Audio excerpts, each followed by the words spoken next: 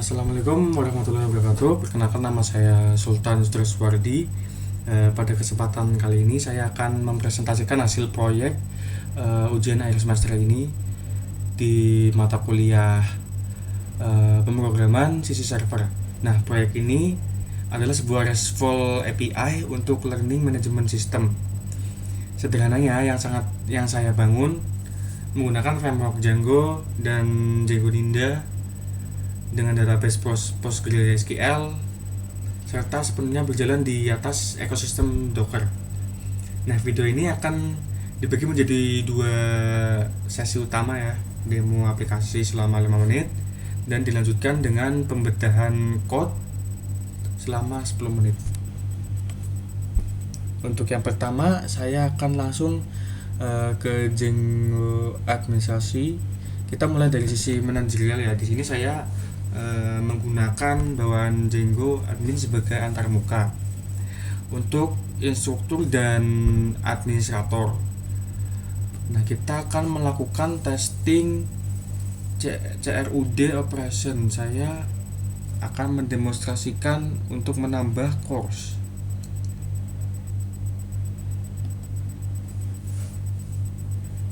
Kita menambah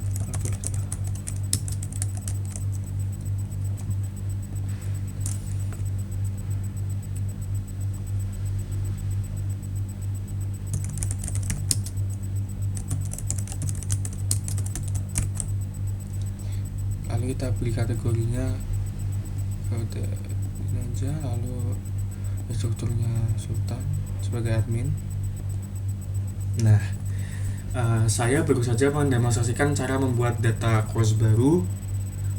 Nah, fitur bawaan ini sangat efisien untuk menangani operasi database dasar, manajemen materi, dan pengelolaan user tanpa harus menulis endpoint API terpisah yang memakan waktu. Lalu selanjutnya saya pindah ke yang student. Saya akan mendemonstrasikan, saya tutup dulu. Saya akan mendemonstrasikan key feature atau key feature dan API integration. Nah, saya akan membuka CN, lalu saya masukkan student.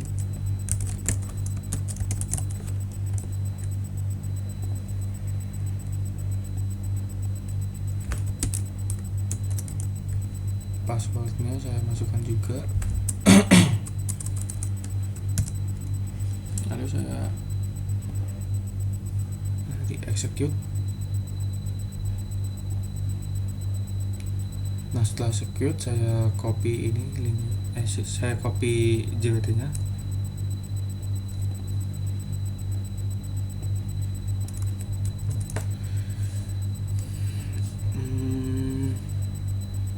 Lalu saya akan melakukan login. Nah, saya baru saja melakukan login menggunakan akun Masusa. Token yang dienskripsi secara asimetris menggunakan RSA ini kemudian saya masukkan ke dalam Git Authorization. Lalu sekarang student ini memiliki hak untuk mengakses fitur-fitur utama. Lalu saya akan melakukan testing fitur. Yang pertama, fitur API course list. Lalu saya pertama kita cari course-nya, lalu kita execute. Nah, API mengembalikan data spesifik sesuai kata kunci. Selanjutnya kita coba ke wishlist. Kita masukkan satu aja, lalu kita execute. Nah, operasi berhasil tersimpan di database dan puncaknya kita akan ke student dashboard, lalu kita execute. Nah, dashboard API berhasil mengakulasi dan mengirimkan JSON berisi riwayat progres belajar secara utuh. Ini progres belajar yang akan dilakukan student ini aktif. Jadi di dashboard student ini kan memunculkan riwayat belajarnya secara utuh. Lalu saya akan melakukan show handling dan RPAC. Kita logout dulu authorized-nya, lalu kita masukin lagi menggunakan akun admin.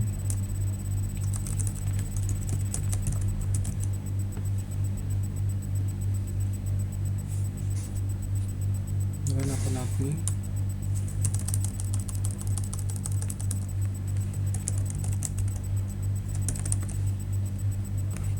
jadi kita execute. Setelah kita execute, kita masukkan encryptnya ke dalam authorize. Kita masukkan, lalu kita authorize. Bagian krusial dari keamanan aplikasi ini adalah role based access control dan error handlingnya. Sekarang saya login menggunakan akun admin. Apabila akun admin mencoba menembus dan menembak endpoint dashboard khusus mahasiswa, saya akan lakukan dulu. Nah, ketika menembus ini, sistem tidak akan crash, melainkan akan memunculkan penanganan error yang sangat ketat dengan code 403 forbidden. Ini membuktikan bahwa validasi role berjalan dengan sempurna. Jadi hasilnya itu 403 dengan respon bodinya itu halaman ini hanya dapat diakses oleh student. Nah, ini terjadi karena saya tadi login menggunakan akun admin. Nah, lalu sesi selanjutnya saya akan melakukan code review. Saya akan menjelaskan code review dari project ini. Nah, memasuki sesi code review, pertama saya akan menjelaskan arsitektur aplikasi ini secara struktur folder. Nah, arsitektur yang sangat modular ini, folder yang ada itu ada core yang bertindak sebagai konfigurasi utama server, sedangkan folder courses ini adalah pusat bisnis logic. Lalu saya memisahkan secara spesifik model PY untuk urusan skema relasi tabel. Lalu ada API PY sebagai controller jalannya lalu lintas data dan skema PY untuk validasi. Terkait statement manajemen, karena sifat REST API adalah stateless dan tidak menyimpan sesi di server, saya mengelolanya melalui pedantic schemas ini. Kelas-kelas di layar ini bertindak sebagai penjaga gerbang yang memastikan state data seperti format dan tipe variabel selalu valid sebelum diizinkan menyentuh sistem utama. Setelah itu saya akan membahas fungsi-fungsi yang ada di project ini. Yang pertama saya akan masuk ke course API.py. Lalu saya akan mencari fungsi yang memanggil student dashboard. Nah, sekarang kita bedah fungsi pentingnya.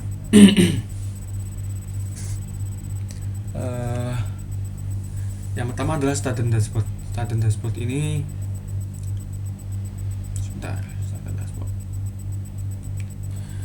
mewakili operasi database tingkat lanjut dan logik yang kompleks.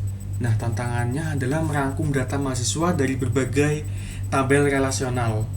Alih-alih menarik semua data ke memory pattern yang membebani kinerja, saya memanfaatkan ORM Django untuk melakukan proses agregasi langsung di level database. Nah, untuk logiknya itu kompleks terjadi saat sistem memisahkan course yang sedang aktif. Nah, aktif course yang sedang aktif dan yang sudah tamat secara dinamis. Sistem kalkulasi panjang array dari jumlah lesson yang telah diselesaikan.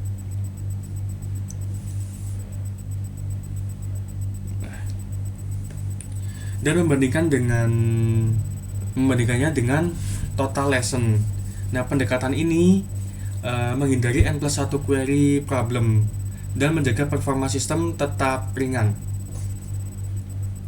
Lalu selanjutnya saya akan melihat fungsi yang kedua, itu ada endpoint wishlist. Nah,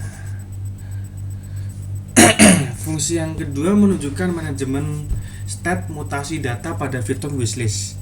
Fungsi ini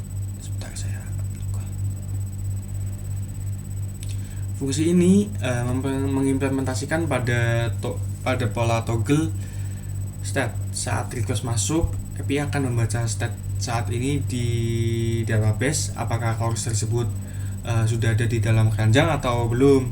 Nah, jika state-nya terdeteksi sudah ada, maka baris ini akan menghapus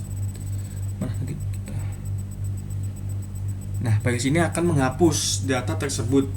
Jika belum, data baru akan ditambahkan. Nah, implementasi state transition ini memudahkan tim front end karena cukup menggunakan satu fungsi yang sama untuk mengontrol tombol tambah atau hapus.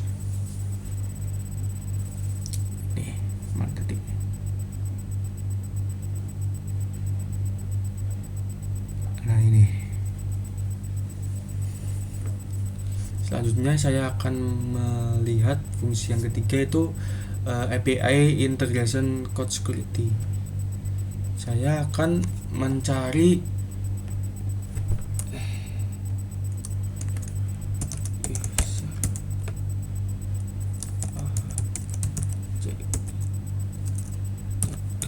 nah, ini ketemu.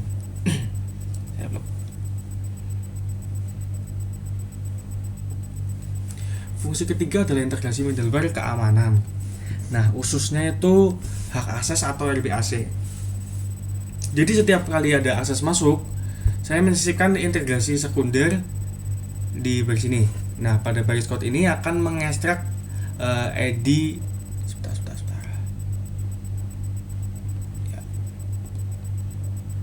Baris code ini akan mengekstrak ID dari token, lalu melakukan integrasi ulang ke database untuk mendapatkan atribut role. Nah, atribut role ini atribut role pengguna secara real time. Jadi jika yang login adalah akun dengan hak akses yang tinggi seperti admin dan yang lain atau intruder, logic ini secara otomatis akan memutus paksa proses dan mengembalikan HTTP error 403 forbidden. Nah, ini semua adalah benteng keamanan untuk menghindari kebocoran hak akses ke area privasi student. Jadi jika loginnya menggunakan hak akses yang tinggi seperti admin di halaman student itu, nanti sistem akan mengeluarkan HTTP error 403 forbidden. Jadi sistemnya itu tidak rusak, tapi akan membentengi hak privasi dari student. Jadi yang bisa masuk ke dalam student itu ya student, yang bisa membuka dashboard student itu ya student itu tersendiri. Nah, jadi area privasi student itu terhindar dari kebocoran walaupun admin yang melihat ya. Nah, lalu ada pula challenge. Nah, challenge yang saya dapatkan malah dari user object ini. Selama proses pengerjaan, tantangan terbesar ya saya temukan dari sini, dari sistem otorisasi. Nah, pada awalnya library JWT bawaan itu hanya memberikan data payload parsial di dalam requestnya. Nah, akibatnya role tidak terbaca dan admin itu seperti admin itu sempat bisa menembus untuk bypass ke halaman mahasiswa, halaman student. Solusi yang saya terapkan adalah mengubah alurnya. saya menginstruksikan sistem untuk melakukan penarikan ulang, melakukan refresh data. Setelah melakukan refresh data itu saya mengekstrak ID-nya tuh dari JWT, lalu menarik keseluruhan objek dari database secara manual. Nah, ini malah justru menjadi challenge saya karena bisa dibebas, artinya sempat bisa menembus halaman Staden. Setelah solusi ini diterapkan, sistem RPAC itu langsung merespons dengan perlindungan yang sangat solid. Jadi setelah diterapkan itu langsung bisa terjalan requestnya. Nah, setelah itu proyek ini